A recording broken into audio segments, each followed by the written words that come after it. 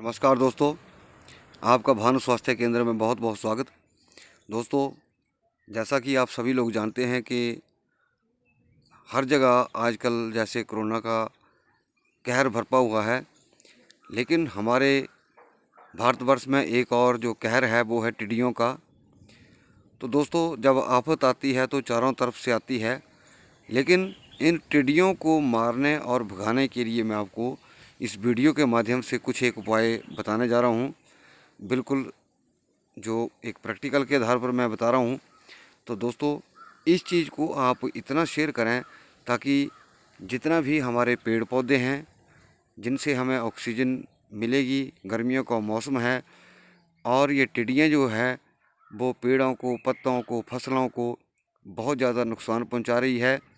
तो अगर हमारी फसलों को नुकसान पहुंचेगा तो हमारे देश में फिर अन्न का भी, अनाज का भी, सभी चीज़ों का एक अकाल जैसा हो जाएगा।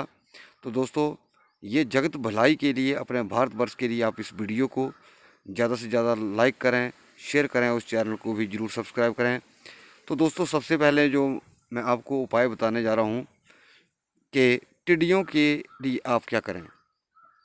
मान लिया आपके क्षेत्र में टिड्डियों का आक्रमण बहुत ज़्यादा है, तो इसके लिए एक बहुत आसान ही तरीका मैं आपको बताने जा रहा हूँ।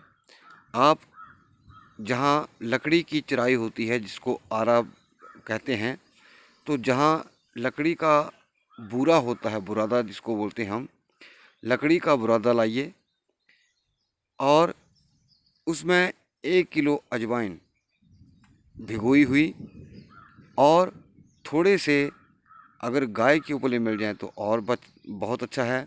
अगर गाय के नहीं हैं तो भैंस के भी चलेंगे, लेकिन अगर गाय के उपले मिल जाएं तो और बहुत अच्छा है।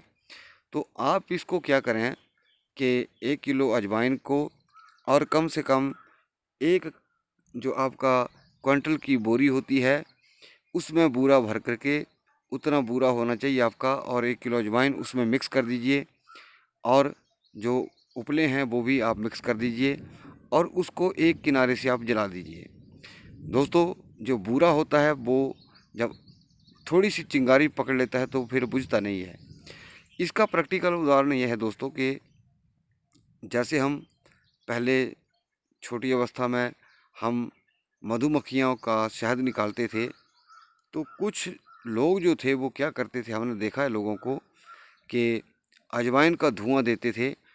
उससे क्या होता था, जो मधुमक्खी है मर जाती थी।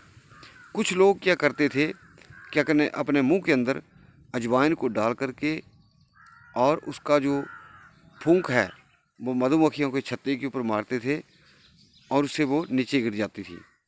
तो ये जो अजवाइन का धुआं है, जिस प्रकार मधुमक्खियों के लिए एक मौत का समान है ये, लेकिन कोई भी व्यक्ति इस प्रयोग को ना करें, क्योंकि मधुमक्खियां हमारे लिए बहुत ज़रूरी हैं, लेकिन ये जो टिड्डी हैं इनको मारना बहुत ज़रूरी है।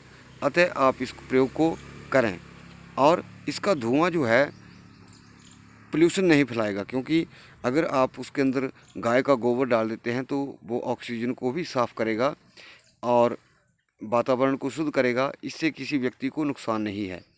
तो आप, जिस प्रकार मैंने बताया कि 1 क्विंटल की बोरी कम से कम आपके लकड़ी के बुरादे की हो, 1 किलो उसमें जो आपकी अजवाइन है भिगोई हुई गीली हो, तो उसका स्टीम भी बनती रहेगी और जल करके वो धुआं भी चलता रहेगा उससे, और उसमें थोड़ा सा आप गोबर गोबर के उपले, चाहे वो भैंस के हो, गाय के हो तो बहुत अच्छा है।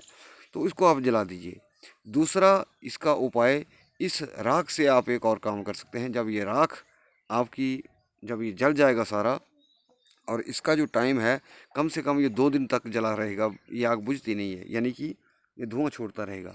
इस राख को आप अपने जो भी आपकी फसल है, जहाँ आपने सब्जियां उगाई हैं या आपकी दूसरी अनाज वाली फसलें हैं, वहाँ पे इस राख को छिड़क दें। इस राख को ऐसे सूखा ही अपनी फसलों के पत्तों के ऊपर, सब्जियों के ऊपर फेंक दें। तो इससे भी टिड्डी जो है वो उसके ऊपर नुकसान नहीं पहुंचा पाएगी। तीसरा, जिस प्रकार हम दिवाली में पटाखे आतिशबाजी करते हैं, क्योंकि ये शोर से भी भागती हैं, तो आप इसके लिए पटाखे, आतिशबाजी का भी प्रयोग कर सकते हैं। तीसरा, एक और बड़ा आपको मैं अच्छा तरीका बता रहा हूँ कि आप 2-3 कनस्तर लीजिए और उनको आप रस्सी के सहारे बांध दीजिए, एक पेड़ के ऊपर लटका दीजिए। जब भी थोड़ा दूर दूर इस तरह बांधें कि वो आपस में टकराने से ऐसे टकरा पड़ें कि अगर हल्का सा हवा का झोंका भी आए तब भी आपस में वो टकराएं।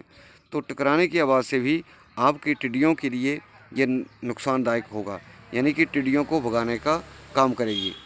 तो कहीं ना कहीं इस शोर से बहुत ज़्यादा संबंध है इनका। तो जिस प्रकार मैंने आपको बहुत सारे लोग जो हैं वो फसलों को बचाने के लिए कनस्तर को बजाने का काम कर रहे हैं। अब जिस प्रकार रात को तो आप कनस्तर नहीं बजाएंगे, जो टीन है तो उसको नहीं बजाएंगे। तो अगर आप कुछ ऐसा जो कनस्तर है, टीन है या कोई ऐसी टीन वाली वस्तु है, उसको पेड़ से बांध दीजिए 2-3 करके अलग अलग से, ताकि वो थोड़ी सी हवा चलने पर आपस में टकराए और ज़ोर से आवाज़ करे। तो दोस्तों, ये टिड्डियों के ऊपर मेरा वीडियो था।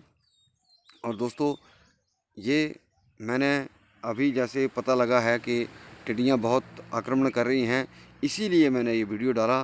तो दोस्तों, मैं सभी माताओं बहनों भाइयों से निवेदन करना चाहूँगा कि आप देश के लिए, किसानों के लिए आप इस वीडियो को ज़्यादा से ज़्यादा लाइक करें, शेयर करें और इस चैनल को भी ज़रूर सब्सक्राइब करें। और दूसरा, हमारे किसानों की फसलों को कोई नुकसान ना पहुंचे, इसके लिए इस वीडियो को ज़्यादा से ज़्यादा शेयर करना आप सभी लोगों का धर्म है। नमस्कार, धन्यवाद।